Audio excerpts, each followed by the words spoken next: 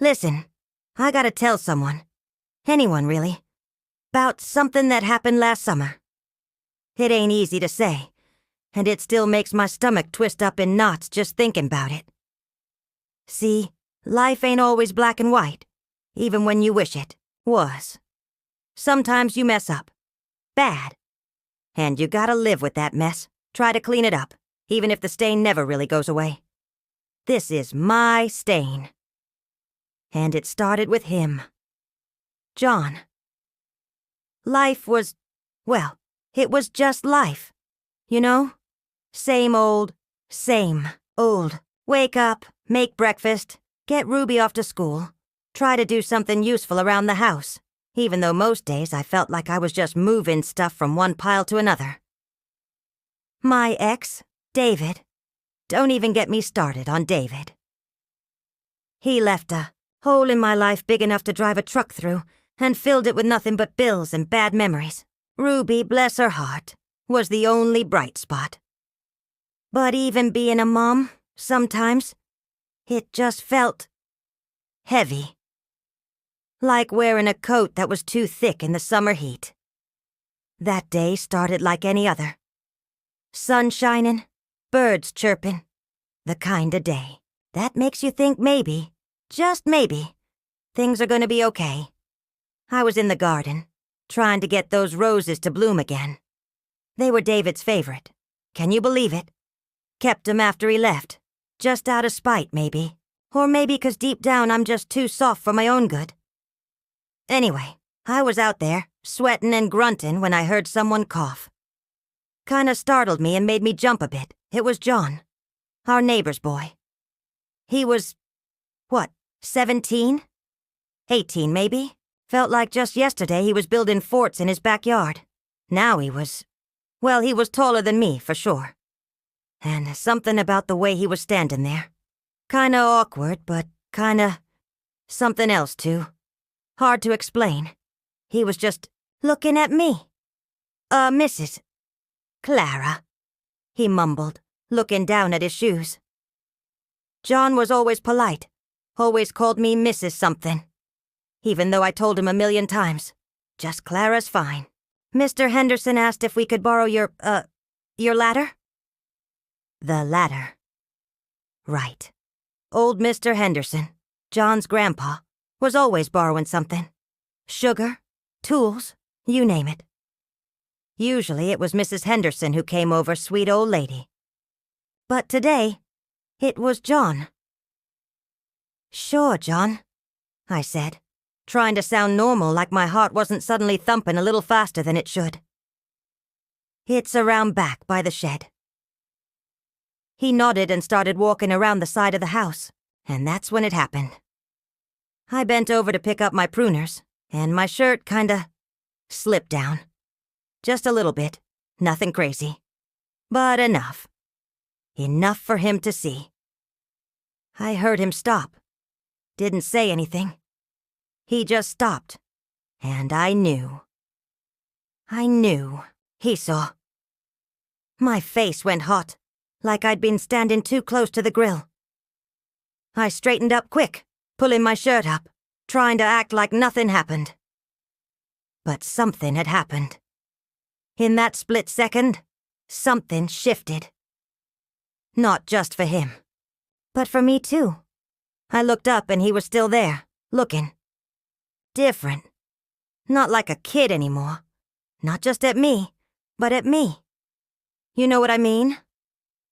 Sorry, I mumbled, feeling like a fool. Ladders around back. I turned away, pretending to fuss with the roses, but my hands were shaking a little. I could feel his eyes on me, even though he wasn't saying nothing. It was weird. And kinda electric, like touching a live wire. You know you shouldn't, but you can't help but feel it. He finally moved and went around back for the ladder. I stood there, staring at those stupid roses, but seeing nothing but him. His face, the way he stopped, the way he looked. It was just a moment. A nothing moment. But it woke something up in me.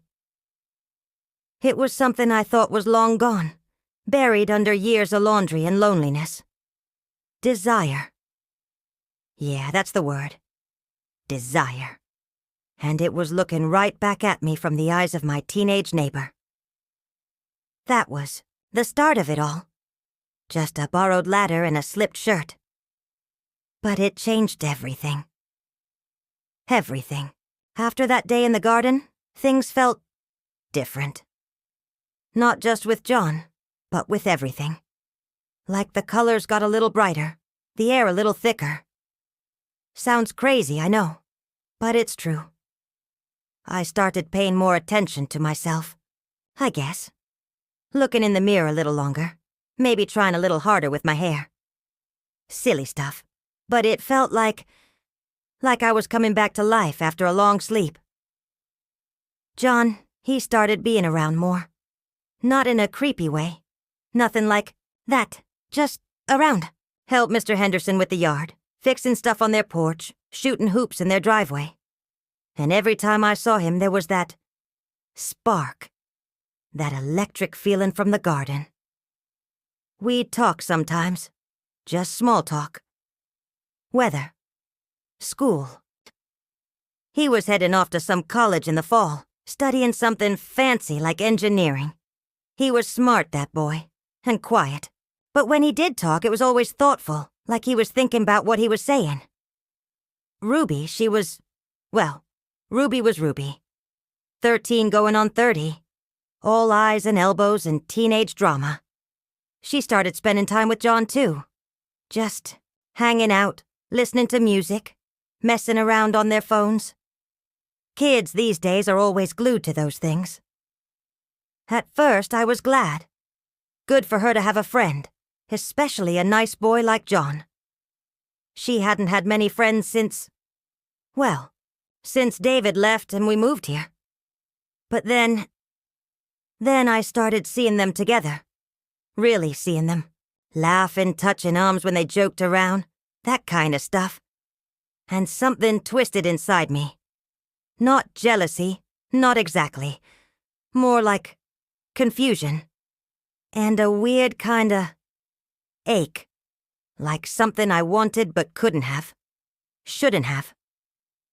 One evening, I was on the porch sipping lemonade, trying to cool down after a hot day.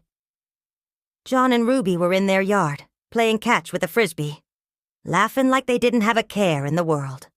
And they looked good together. Too good, maybe. Ruby, all bright and bubbly, and John, smiling in a way I hadn't seen before. A real smile, not just the polite kind of smile he gave adults. My heart did a funny little flip, and not in a good way. It was like a warning bell, ringing in my chest. This ain't right, it seemed to say. This ain't right at all. But I ignored it, or tried to. 'Cause something else was ringing louder. That desire, that feeling of being alive again, and it was all mixed up with John. Later that night after Ruby was in bed, John came over again.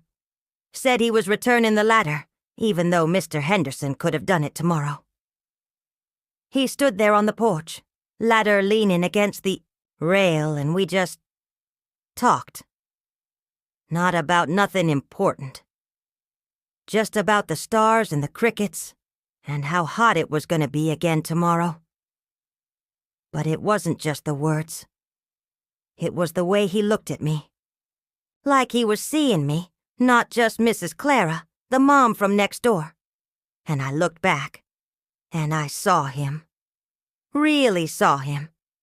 Not just the kid from next door, but a young man. With kind eyes and a shy smile and something else. It was something that mirrored what I was feeling. That spark. It was there between us, hanging in the air like summer heat. Dangerous and undeniable. And I knew, deep down, this was trouble. Big trouble. But part of me, a part I thought was dead and buried, didn't care at all. The days that followed were like walking a tightrope. On one side there was Ruby, My daughter, my whole world. My responsibility. On the other side, there was this pull. This something with John that I couldn't name, couldn't ignore. And I was stuck in the middle, trying to balance, trying not to fall. Ruby was getting more and more excited about John, talking about him all the time. John said this. John showed me that. John thinks. It was John.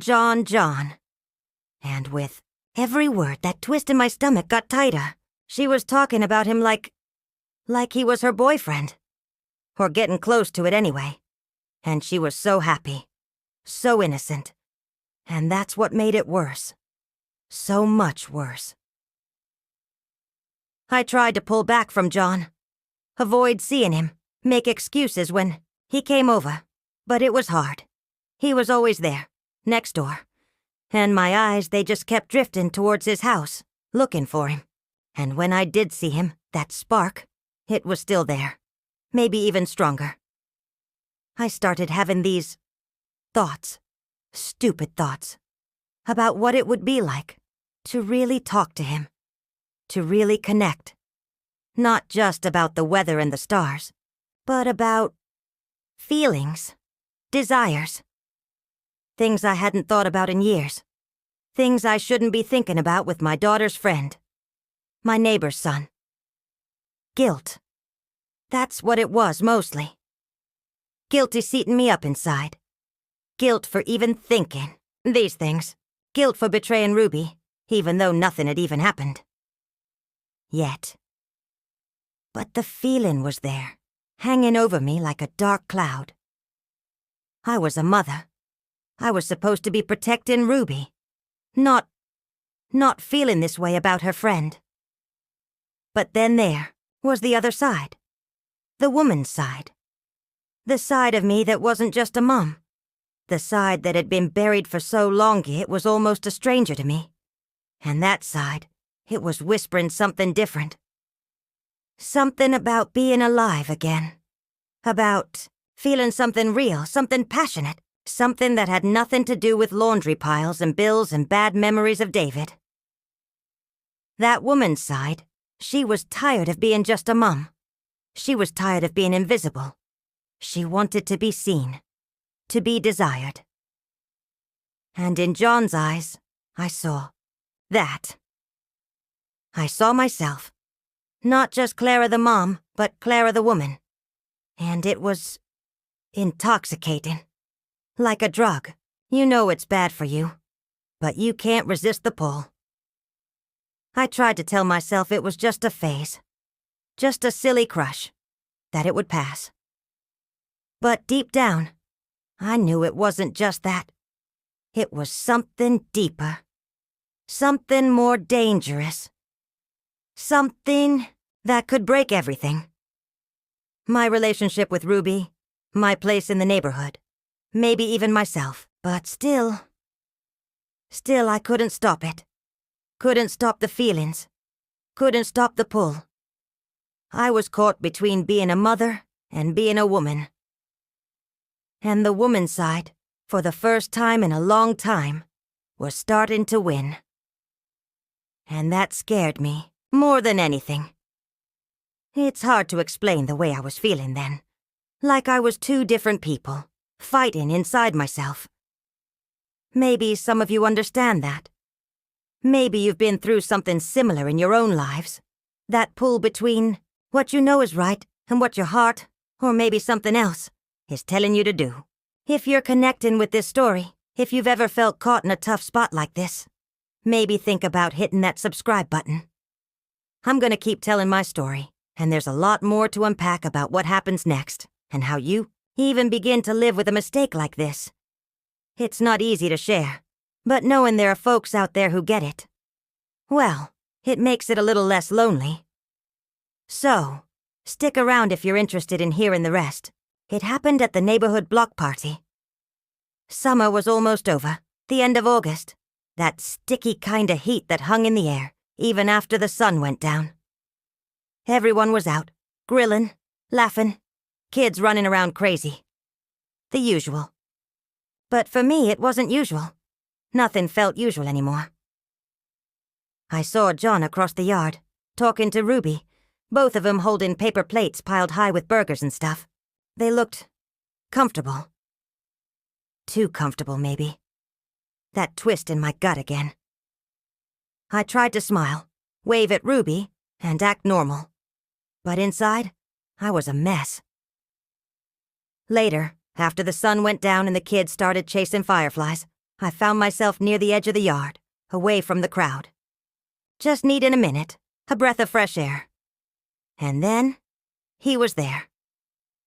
John. Standing beside me, looking out at the twinkling lights of the party. "Hey," he said quietly, like he wasn't sure if he should be talking to me. "Hey," I said, back, my voice a little shaky. I shouldn't be talking to him either. Not really. Not like this. We stood there for a minute, just quiet, just listening to the music and the laughter. Then he turned to me. And his eyes? They were different. In the dark, softer maybe, more intense. "Clara," he said, my name sounding strange coming from his lips. Not Mrs. something, just Clara. Can I ask you something?" My heart jumped again. I knew what was coming. I felt it in the air between us, thick and heavy as the summer night. "What is it, John?" I whispered, barely breathing. He took a step closer. Too close, and I should have moved back. I knew I should have, but I didn't. I couldn't. I was frozen, pulled in by something stronger than myself. I think," he started, then stopped, like he couldn't find the words. Or maybe he was scared to say 'em. "I think I like you, Clara. Not like Ruby. Like you." The words hung in the air, heavy as stones. I knew it. I knew it was coming.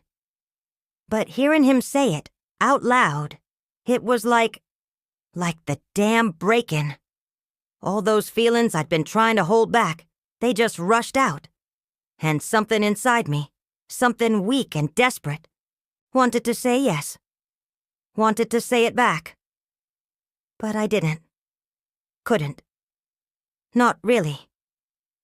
"John," I said, my voice barely above a whisper.